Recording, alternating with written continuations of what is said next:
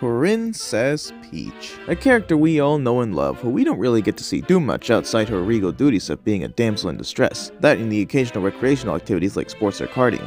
Until recently, she's lately gotten more and more spotlight from playable roles, from blasting rabbits in the face, platforming with the plumbers, and even a big role in a movie. Yes, she has definitely shown that pink is truly powerful, but alas, she had never been more than a pretty pink princess that bakes quality cakes. We want to see Peach perform in more unconventional scenarios for a woman like her, something dangerous, something exciting, something shocking, something like... baking? Oh, That does not look good for you, Nintendo. So, everybody remembers Princess Peach Showtime, right? Right? We were like hyped for it, right? There was fan art and everything. It had been a while since our plucky princess has had a prominent role in a premiere game. The last and only one at the time was none other than Super Princess Peach. Taking the super out of the bros, eh? A game in which Peach used a helpful parasol named Perry and her exaggerated emotions as a weapon. Wait. What was that last one? There's a good reason she has those powers, Yeah, some might say that was not really a good idea for a game starring a woman in hindsight, but I'm sure it was still fun, right? I don't really know. Someone tell me. Since then and before, anyway, Peach had been on people's minds, and many of her adoring fans wished for her to be playable, or even star in an adventure of her own. While she has been playable in more games, still no Peach game to be seen until March 22nd, 2024. This year, Nintendo and Goodfield had given us something truly made for the big stage. Princess Peach Showtime! This game is definitely something I haven't seen before, which should be interesting. I mean, it is, but I'll get to it. Princess Peach receives an ad for a glamorous theater, the Sparkle Theater, and not like movie theaters. This one is for plays. I don't know many theaters where you would have to bring a suitcase, but maybe the trip was long. But wasn't there a hotel or something for that? Seems kinda silly to bring luggage to a theater. Unless maybe I'm too poor to understand. Or maybe it's a cultural thing. Or Peach is being a bit much right now. Silly Peach. So anyway, they go to the theater and oh no! The Wicked Witch of the West, Grape. What a grape name, guys. And her sour bunch of bullies take over the theater because ruining people's fun is fun. It's up to Peach and the theater's guardian, did a great job guarding the theater right now, Stella, to perform their way to stop Grape. I always thought Grape felt kinda out of place in the Mario world. Balan Wonderworld? But I do think that in a theater setting, a witch does fit in because in most fairy tales, a witch is the villain. Well, I think it's clever for a sweet Peach to foil a sour Grape. I'm iffy on her being an arch nemesis, but it's probably just the design again. This peachy little game is something of what I would like to call a variety game. In this adventure, there are 10 different types of plays with 10 forms of Peach, or ensembles, to go with the theme, each with their own different abilities and even different gameplay, my favorite being Mighty Peach. And 10 is a lot, and 3 levels for each of them. Would that mean that they get more challenging? One criticism that I've heard from this game is that it is very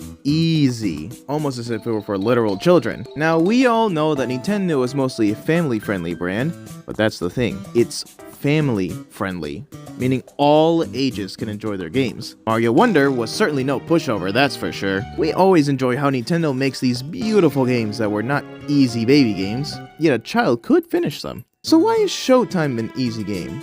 Well, maybe it's because it's very forgiving. Some problems are not complex at all, looking at you, Detective Peach. And you don't actually have to try to be bad. At least the bosses are somewhat challenging on a casual run. Yeah, a casual run. Because, my dear friends, it may not seem like it from what I told you, but this game can actually be difficult if you try to finish it. I've noticed from playing this and Yoshi's Crafted World that Goodfield has a knack for making their games easy to beat, but hard to complete. And with Showtime, it was definitely a heck of a time to go through. In this game, there are Sparkle Gems and Reveneers, which give you cute cosmetics. Sparkle Gems are used mostly to unlock boss doors, but there are plenty more of these than you really need. Collecting these can be either really easy or very hard. Most of these you'll find out in the open, or you'll just get by completing an objective. Simple, right? Well, there are some of which you'll need to go out of your way for, like actual collectibles, like hidden in certain places or doing something more specific. Now this would usually be no problem if it weren't for this one little thing. This game does not allow backtracking. When you go into another screen, you won't be able to go back. God forbid going back! So if you missed something that was on the previous screen, you might as well try again. The whole level again.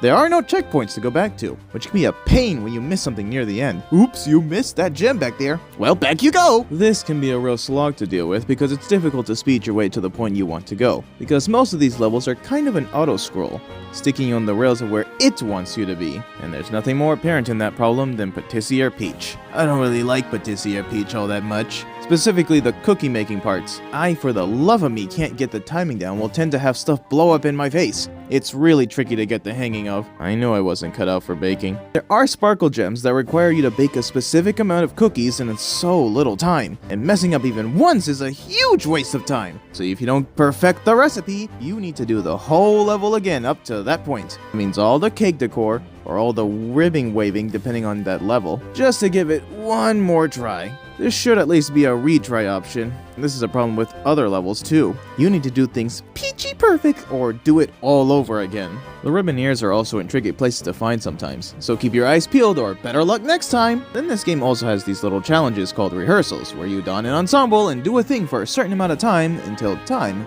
runs out, in a high score arcade kind of way. These are hard to get the gold for. There just never seems to be enough time. You basically have to not miss anything to get the high score. There's no leeway.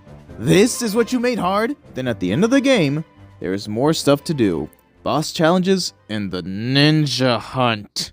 Boss challenges make the somewhat challenging bosses actually difficult by adding conditions to them, which gets you more gems. Now these are pretty standard, you know, don't get hit, don't miss an attack, only use striped orbs to attack, defeat all purple chicks before they escape, avoid being hit by the cat's paws or tail, at least you smack the paws away. Okay, so obviously some of these challenges make the battles more needlessly complicated, making them easy to mess up. It will certainly require more than one try, but as tricky as that may be, at least it's kinda shorter than looking for the ninja theats. Once you have finally accomplished the noble task of restoring the Sparkle Theater, what better way to conclude your adventure than an obligatory encore? The Ninja Sparkler will task you with a challenge to play hide and go seek with the ninja princesses within every level. Sounds like simple fun, right? Yoshi's Crafted World had something similar to this in Sprout Blockafeller, who hides himself in every level except bosses for you to find him. However, Showtime does this concept in a very frustrating way.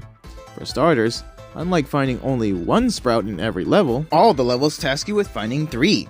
Exception being the basement levels, where you do find just one. Now this wouldn't be so bad, but unlike Sprout, they use their camouflage, which essentially makes them invisible unless you look hard enough. Remember, you can't go back screen, so if you miss one, do it all over! But at least this can be sped up, when upon finding all 3 you can skip to the end of the level.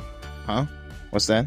You can't? That's right! You gotta play through every level to the end for it to count. Even on the slow on the rails levels, you can't exactly speedrun. Patissier! So what exactly do you get for all that? The secret dress. You get the secret dress. Which is not all that impressive, to be honest. But it is cute. Very huge waste, investment of time. With this and the decor for the theater, which is essentially getting all the gems, what do you get for all? Nothing. Nothing happens. You just have everything now. Yay. So of course, nothing left worth doing afterwards, but at least you can say you beat the game to a crowd of deaf ears. I don't know many other Goodfield games, but I'm sure they have a similar system of difficulty. Maybe a few exceptions. While Showtime may not be super engaging, it's still a very beautiful game. The set pieces, the environments, and the clever use of the theater theme. And kid-friendly terrorism. No, really, that's an actual plotline in one. If you like Peach, or a not-too-complex game, go check it out. You will certainly get Peach action. If you're super reliant on gameplay and not a huge fan of Peach, you could skip it, I suppose. Now it is time to ask the real question, though. What were those cookies laced with?